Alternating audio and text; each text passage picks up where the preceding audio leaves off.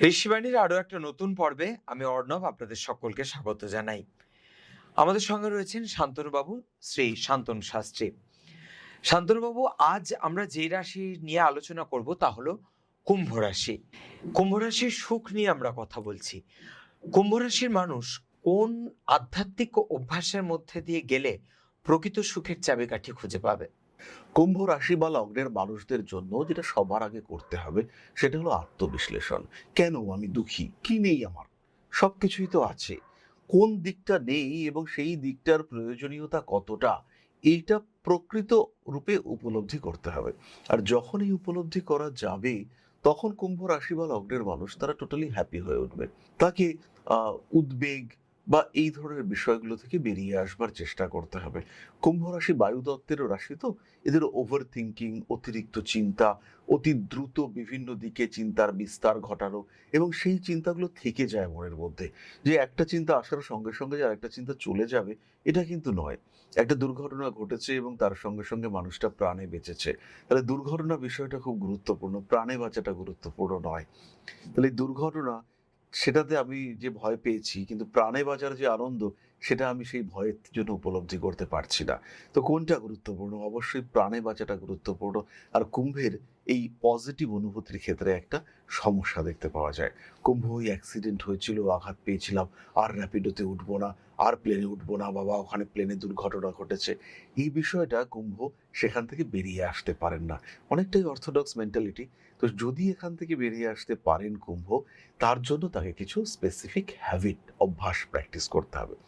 Regular meditation, realistic thought, যেটাকে মকর চিন্তা করেন সেরকম চিন্তা ভাবনা, কন্টিনিউয়াসলি যা হচ্ছে ঈশ্বরের ইচ্ছায় হচ্ছে, এই ফিলিংস এটাকে যদি কুম্ভ নিয়ে আসতে পারেন, তাহলে কিন্তু কুম্ভের জীবনের ম্যাক্সিমাম সমস্যা সেটা কেটে যাবে। রেগুলার ধ্যান করব আমরা, ইষ্টমন্ত্র জপ করব, বিভিন্ন ভাইব্রেশন রয়েছে, যেমন ওম ধ্বনি উচ্চারণ, এটা আমাদেরকে অনেক স্যাটিসফ্যাকশন, তৃপ্তি দিতে পারে। যেহেতু বায়ুতত্ত্বের রাশি কুম্ভ, তাদের জন্য এটা ইউজ করা, এটা ভীষণ পজিটিভ হতে পারে।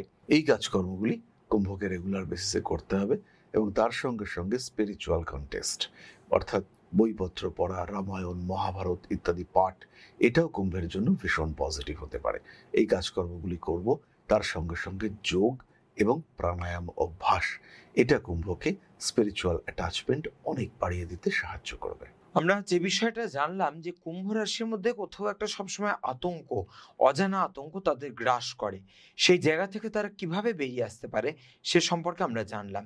এরপর যে বিষয়টা নিয়ে একটু জানার ইচ্ছে, সেটা হলো কুম্ভ রাশির মানুষের জন্য ভগবানের সবচেয়ে বড় শিক্ষা কি হতে পারে? বাস্তব, ইউনিভার্স, প্রকৃতি কুম্ভকে শেখায় বারবার যে তোমার জন্য একার জন্য কিছু নেই, যা পাবে ভাগ করে খাও। সেই মহাভারতে আমরা দেখেছি, দ্রৌপদীকে পাওয়ার পরে অর্জুন যখন নিয়ে তার কুটিরে ফিরে এসেছিলেন, তখন মা কুন্তি বললেন, যা নিয়ে এসেছো সবাই ভাগ করে নাও।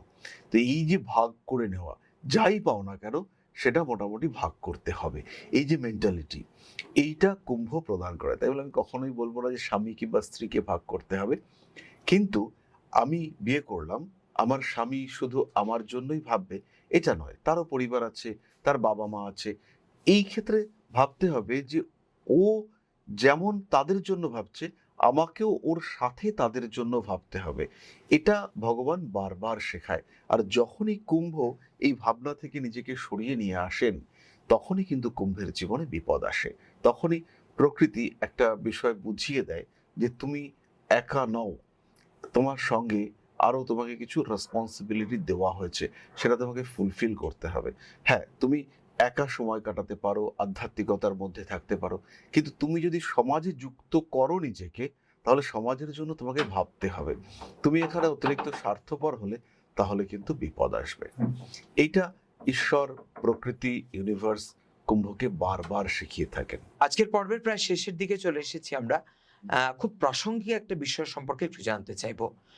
শান্তনুবাবু, বর্তমান সময়ে আমরা দেখছি মানুষের মধ্যে সাংঘাতিক উগ্রতা। সেটা অল্প বয়সী ছেলেমেয়েদের ক্ষেত্রেও যেমন দেখছি, তেমন যারা একটু সিনিয়র তাদের ক্ষেত্রেও দেখছি। এ বিষয় নিয়ে আপনি কি বলবেন?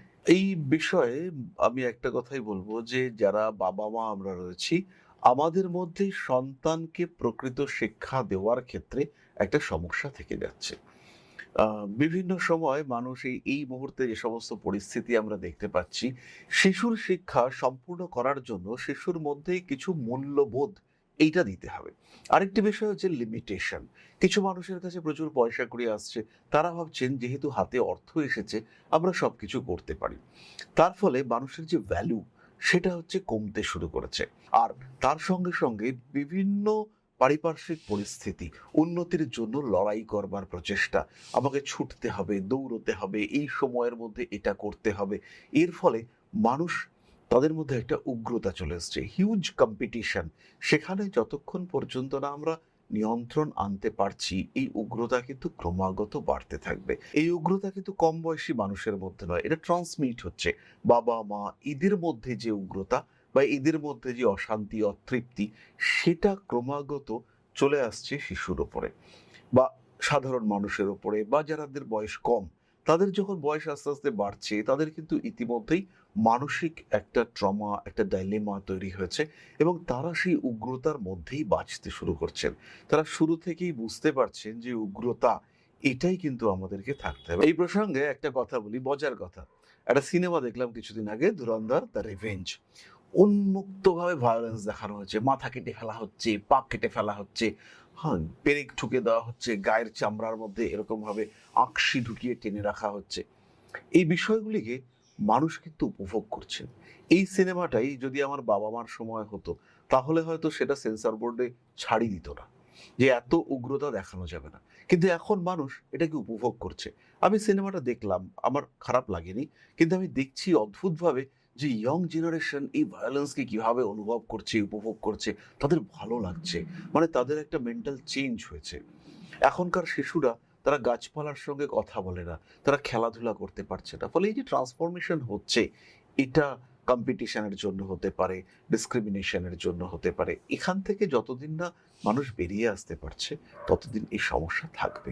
আর এখান থেকে বেরিয়ে আসার জন্য মেডিটেশন, আধ্যাত্মিকতা, ধর্ম প্রবণতা, মানুষের আত্মাকে আরেকটু জাগ্রত করার চেষ্টা, দীক্ষা, আত্ম উন্মোচন, এগুলোর চেষ্টা, এটা আমরা সবসময় করে যাব। এবং আমাদের মতন বহু লোক রয়েছে, তারা এই কাজ করে যাচ্ছেন। আর এই পথে শান্তি আছে, তৃপ্তি আছে, এটা বুঝতে হবে। অনেক ধন্যবাদ শান্তনুবাবু, খুব গুরুত্বপূর্ণ কিছু বিষয় নিয়ে আজকের পর্বে আমরা আলোচনা করলাম। আবারও ফিরে আসবো নতুন কোনো পর্ব নিয়ে। ভালো থাকবেন সবাই। নমস্কার। নমস্কার। জয় মা আদিশক্তি।